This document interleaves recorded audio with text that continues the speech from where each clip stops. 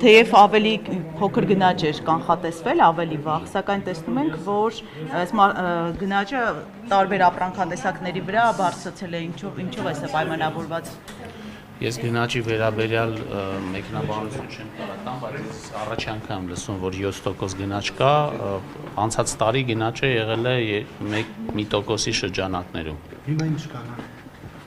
Հիմա չգիտեմ։ Ցեզանյան հանգստացնում դուք առօրյայում չեք զգում, որ Հայաստան առաջին անհրաժեշտության պարագաները շատ թանկացել են։ Դե տարբեր պարագաներ կարող են թանկանալ, մյուսները էժանանալ, վիճակագրական ծառայությունը ընդհանուր Զամբյուղի գնաճի ցուցանիշներն է հրապարակում։ Նախարար Հայաստանը 750 միլիոն դոլարի, ճիշտ է, եվրոբոնդեր թողարկեց, ի տարբերություն 21 թվականի տոկոսադրույքներ 7.1% է։ Ինչու է այսքան բարձր տոկոսադրույքը եւ արդյոք ավելի բարձր բանով պարկ վերցնել ավելի ծրագիր է։ Իհարկե բարձր տոկոսով պարկ վերցնելը ավելի քիչ ձեռնտու է, քան ցածր տոկոսով, սա բարձր տրամաբանություն է։ Նախկինում, երբ որ մենք թողարկել ենք եվրոբոնդեր, մասնավորապես վերջի անգամ 21 թվականին, այն ժամանակ շուկան, միջազգային շուկան եղել է ավելի ցածր տոկոսադրույքների պայմաններում, օրինակ, եթե եվրոբոնդերից ենք խոսում, ապա այդտեղ ուղենիշային տոկոսադրույքները սահմանվում են ամերիկյան 10 տարանոց պարտատոմսերի նկատմամբ։ 21 թվականին, եթե ես ճիշտ եմ հիշում, այդ ցուցանիշը 1%-ից ցածր էր։ Հիմա նույն այդ ամերիկյան պարտատոմսերը 4.2-4.3% են կազմում։ Հիմա ամեն ինչ պետք է համեմատել այս պարտատոմսի ցուցանիշի հետ, եթե մենք համեմատում ենք, թե ինչ տոկոսադրույքով ենք մենք թողարկել 2021 թվականին եւ հիմա, ապա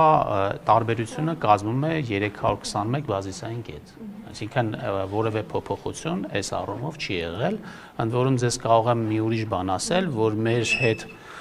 համեմատվող երկրներում, նույնիսկ ավելի զարգացած երկրներում, այդ տարբերությունը ավելի մեծացել է, իսկ մեր մոտ մնացել է նույնը։ Բայց ինչի վրա են ծախսում այդ գումարները, պետական պարտք ինչու է ավելանում, օրինակ տնտեսագետներն ահազանգում են, որ դրանով աշխատավարձեր, նպաստներ, թոշակներ են տալիս, այսինքն այն ուղղություններով է ծախսում, որը պետք է պետական բյուջեի միջոցներով ծախսվեր։ Գիտեք, ես կարծում եմ, որ դուք այդ հարցը պետք է տաք, երբ որ մենք բյուջե ենք քննարկում։ Երբ որ օրինակ, երբ որ մենք բյուջե ենք քննարկում, ծախսերն ենք քննարկում այդ բյուջեի եւ պլանավորում ենք, թե ինչքան հարկ ենք հավաքելու եւ ինչքան դեֆիցիտ ենք ունենալու, այդ ժամանակ դուք պետք է ասեք, օրինակ, ինչի Հայաստանը ունի 5.5% դեֆիցիտ։ Եվ այդ ժամանակ այդ պետք է քննարկենք, գուցե գաք առաջարկությամբ ասեք, որպեսզի դեֆիցիտը 5.5% չլինի, մենք համաձայն ենք ավելի շատ հարկ վճարենք, որպեսզի այդ դեֆիցիտը լինի ավելի փոքր, կամ կարելի է կներեք, կամ կարելի է ասել, որ եկեք այս ուղղությամբ ծախսերը նվազեցնենք, այս ծախսը չանենք եւ այլն, ներդրումներ չեք բերում երկիր տնտեսության ձեր նախարարները չգիտեն վարչապետը։ Մենք հուշենք վճար մի տվեք падգամավորում։ Մենք ասենք նաեւ, որ հարկերը շատ մի արեք, որովհետեւ դա ենթադրել է տալիս, որ դեֆիցիտը շատ է, դրա համար հարկահավաքությունն է շատ հարկեր եք սահմանում, դա է պատճառը։ Ես չեմ ասում, որ դուք եկեք իմ գործը արեք։ Դա եք ասում, ռեալորն է, չի չեք անում։ Մենք մեր գործը շատ լավ անում ենք։ Եթե դուք որևէ բանում համաձայն չեք, որովհետև մենք առաջարկություն ենք ներկայացնում կառավարությանը, կառավարությունում քննարկում ենք բյուջեն, հետո դա ներկայացնում ենք ազգային ժողովին եւ ազգային ժողովը դա հաստատում է, ընդ որում դա հանրային քննարկման է դրվում։ Այդ չի նշանակում, որ դա հանրային քննարկման է դրվում մենք հանրությանը ասում ենք եկեք մեր գործը արեք։ Մենք ուղղակի լսում ենք, որտեղ մենք ի վերջո հանրության համար ենք այդ բյուջեն հաստատում, այդ ամեն ինչը Դուք ընդդիմախոս տնտեսագետներին լսում եք, օրինակ նույն նախկին վարչապետ օրինակ Հրանտ Բակրատյանը բազմաթիվ անգամ տնտեսական բազմաթիվ խնդիրներից է խոսել։ Դուք լսել եք իր կամ մյուս տնտեսագետները, որը ձեր թերությունները, օրինակ իրենք շատ դեֆիցիտի մասին են խոսում։ Դուք այդ մասին իրանց հորդորները, լուծումները լսում եք, ականջալուր եք։ Բնականաբար լսում ենք, բայց իհարկե, եթե խելամիտ առաջարկներ լինում են, դրա մասին մտածում ենք, բայց ես ձեզ կարող եմ ասել, որ այն ինչ որ իրենք ասում են, մենք մեր քննարկումների եւ մեր վերլուծությունների ժամանակ դրանց մասին բնականաբար հաշվի ենք առնում։ Եվրոպա այդ պարտատոմսերի հետ կապված կան նախնական հաշվարկներ, ինչ ուղղություններով են էլի դրանք բան լինելու պարտքի մարում, թե ընթացիկ ծախսեր, ինչ որ հաշվարկներ կան։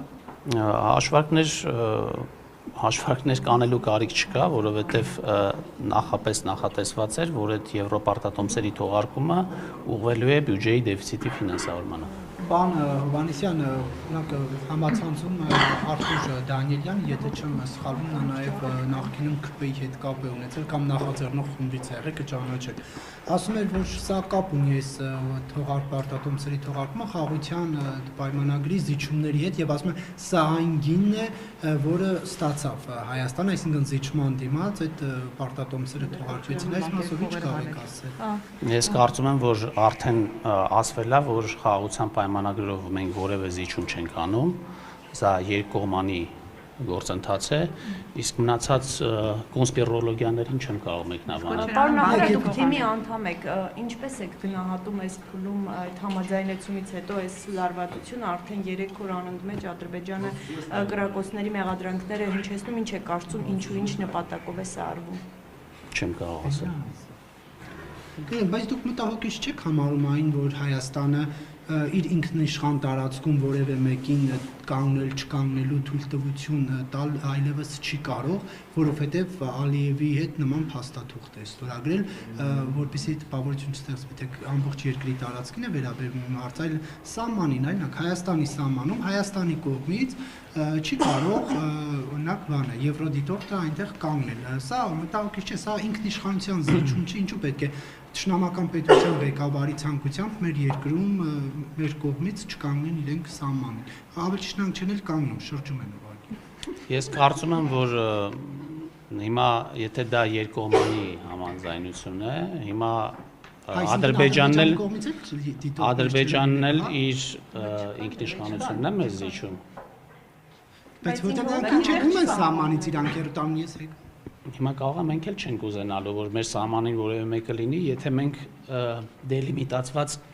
սահման ունենք։ Բայց մինչև այդ ենք հանելու է, պարոն Հովհաննիսյան, ասում ենք մինչև սահմանազատումը, բայց հետո համաձայնեցինք փաստաթղթի ստորագրումից հետո դա անել, ոչ թե սահմանազատումը։ Եթե խաղաղության վերաբերյալ համաձայնություն կա, ապա ես կարծում եմ, որ այդ սահմանազատման գործընթացն էլ մինչև այդ շարունակվելու է։ Շուտ ստորագրվելու այդ խաղաթուղթը եւ դեռ դիտորդները կմնան։ Ես հավատում եմ, որ ստորագրվելու է այդ համաձայնագիրը եւ հույս ունեմ հնարավորինս շուտ։ Եվ լինելու է խաղաղություն։ Ես շատ մեծ հույս ունեմ։ Չմոռանաք հավանել տեսանյութը եւ բաժանորդագրվել Civic AM-ի YouTube-յան էջին։